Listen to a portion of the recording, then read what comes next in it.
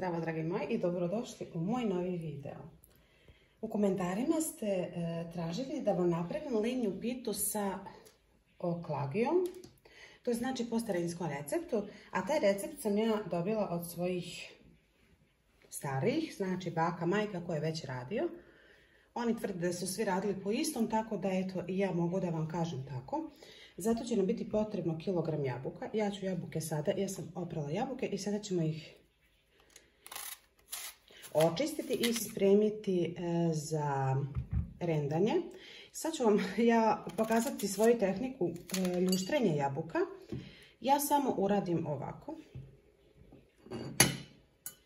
Nekako dobijem više izrendanih jabuka kada na ovaj način uradim. Znači, ostranim srce i skinem fino jer na ogrisku uvijek nam ostane dosta jabuke. Tako ja to očistim.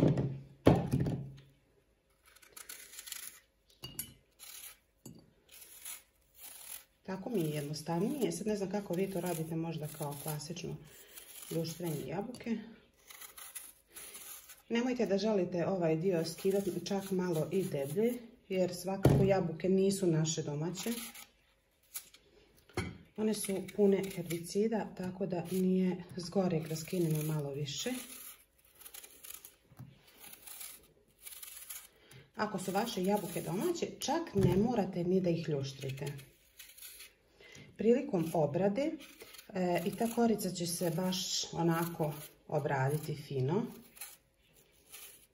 Jer svake pite ili linja pita koju kupujemo također se prodaje sa korom. Oni ne ljušte te jabuke prilikom pravljenja kolača.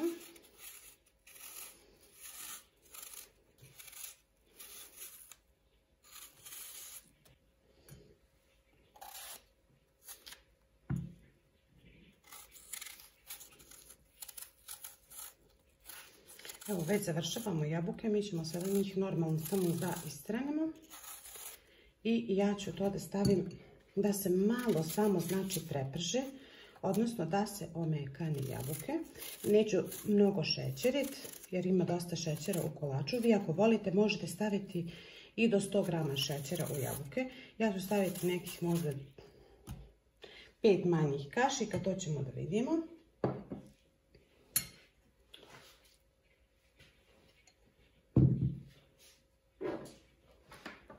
Sada ćemo ove jabuke samo da istrenemo.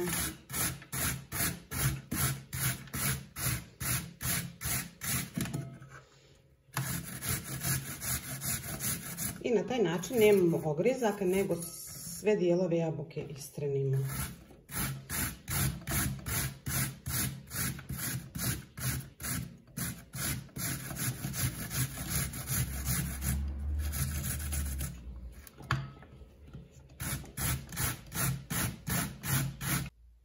Kada smo jabuke istrenuli, sada ćemo ih da prebacimo na tavicu u kojoj ćemo jabuke malo da obradimo.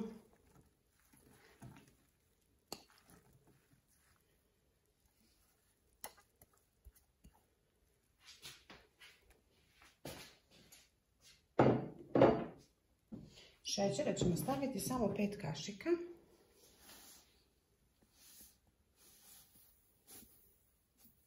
Ja neću više, moje jabuke su slatke, a vi vidite kakve su vaše jabuke, pa odredite sebi količinu šećera. Ja ću ovo sada odnesem da se na ringlu malo obradi, nekoliko minuta i onda fil hladimo i radimo kore. Kada nam je sve ovo se lijepo udinstalo, sada dodajemo 1 kašiku cimeta, to je supena kašika. I to ćemo da promiješamo.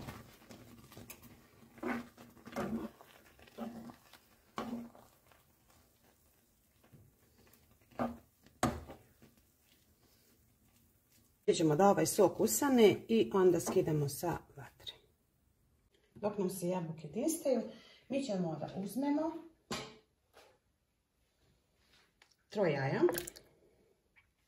Ove mjere su više na šolje, Tako da je prije se tako i radilo na frtalj, odnosno ta neka mjerica je bila, ili šolje. Ove šolje su čajne šolje, one imaju 2,5 deca u sebi.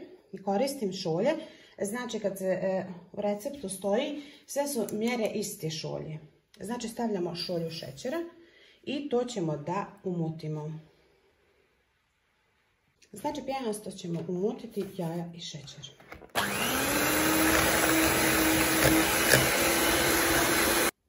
Kada smo ovako pijenasto umutili, sada ćemo dodati jedan vanilin šećer. I dodat ćemo istu šolju masti.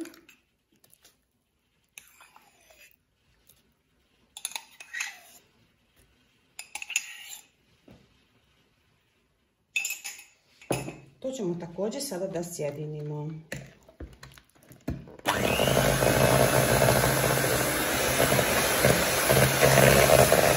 Kada smo i mast sjedinili,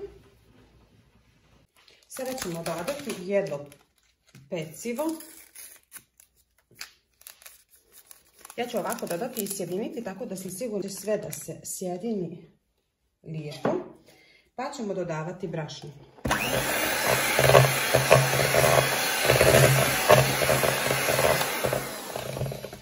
Sada dodajemo polovinu brašna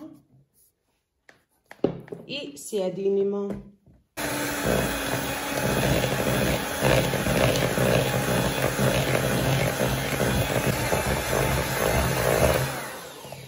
Dodajemo i drugu polovinu i to sjedinimo. Kada smo to umutili, sada ćemo to da sjedinimo rukom i da pripremamo za valjanje. Sada ćemo, kao što smo rekli, već rukom malo sjediniti tisto. Ovo tisto ne smije biti ni previše tvrdo. Treba da bude, ali ne smije se baš ni lijep za ruke. Evo vidite, moje ruke nisu ove ulijepljene, samo što malo sa zidova ćemo uzeti brašna. Ja stavim uvijek na zidove da bi skinula sve to. Znači sve te ostatke. I ujedno ćemo s tim namjestiti.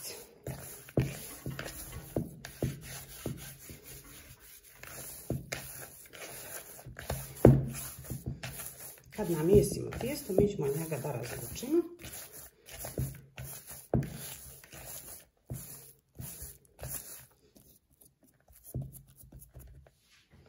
Stavit ćemo brašna na podlogu. A tijesto dijelimo otprilike na pola.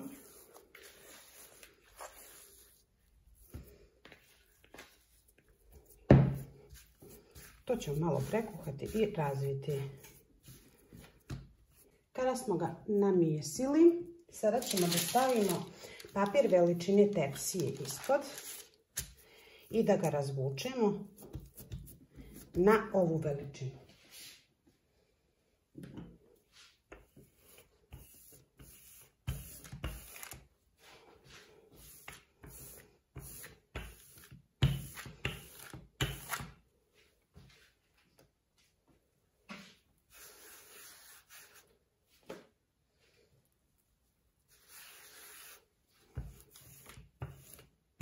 Možete prevući i preko pa ćemo da osjećamo.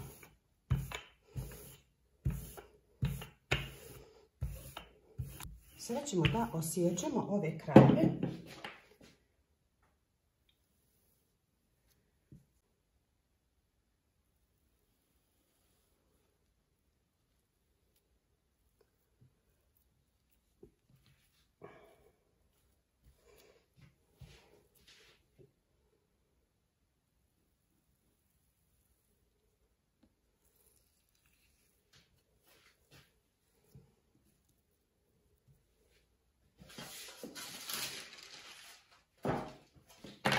Sada ćemo ovo da prebacimo na, uzmete za krajeve, podignete i nanesete.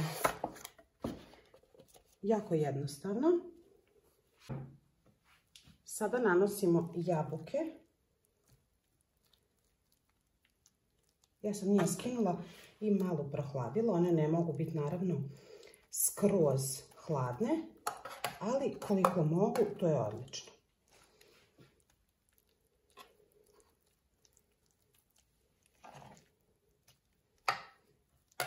Jabuke će biti namazane u debljini nekih možda 2 cm. Da nije pretanko.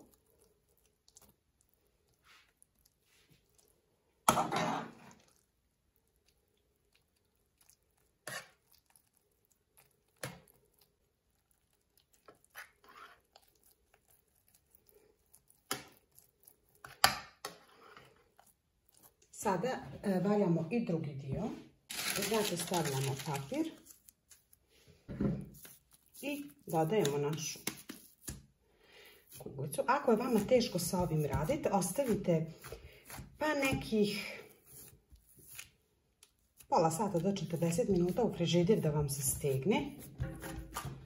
Pa tek onda možete da radite. Meni je ovako, ja sam navikla da radim sa ovim tijestom. Ja ću ovako njega da oblikujem pa ću ga tek onda ispravnati.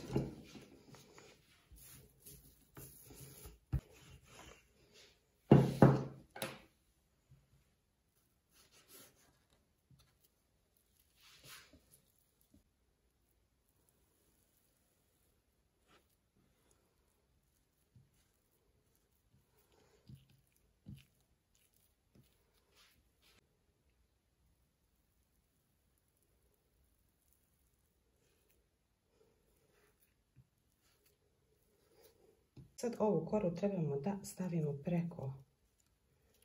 Ja ću nju prvo da malo izvučem kako bi dolezla tepsiju. I koru ćemo samo preko staviti.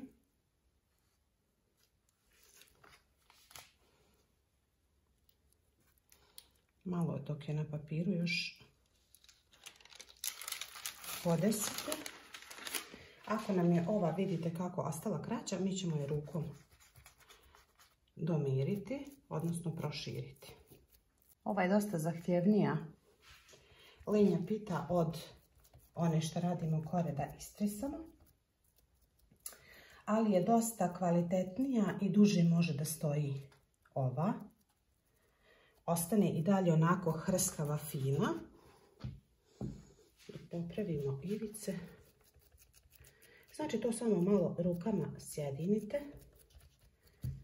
Tek ćete da vidite ukus kada probate ovu sa masti. Jeste sa njom malo teže da se radi. Malo je zahtjevnije. Vi u svakom slučaju stavite tijesto pola sata u frižider. Da vama bude lakše.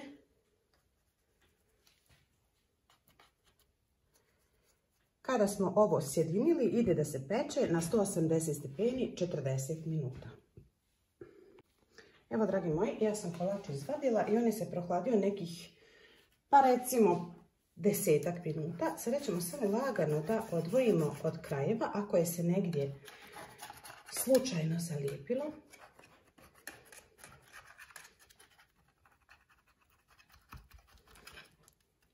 Tako. Pošto smo ostavili papir na dnu, ja ću sad kolač da prebacim na ovu površinu. Meni je sad malo skliznuo ovaj papir, ali nema veze. Ja ću sada vama da osjećam, da vi vidite kako to izgleda. Osjećamo jedan komad od početka.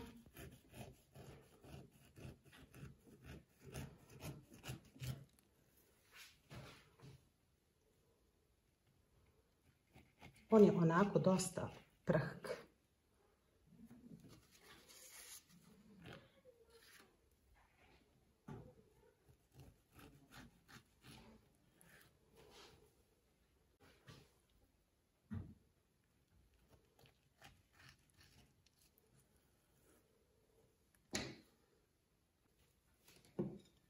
Ja ću to sada da prebacim na tanjir. On je još dosta topao, ali predivno miriše, predivne je strukture.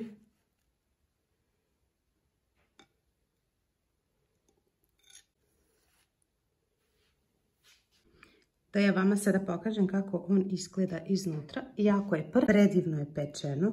40 minuta je stvarno dosta. Ću vam pokazati naravno i ovaj dio ovdje. Sada ćemo kolač samo da pospijemo šećerom u prahu i on je spreman za degustaciju. On je još topao. Naravno, sljedeći komadi će čak malo lakše i da se sjeku.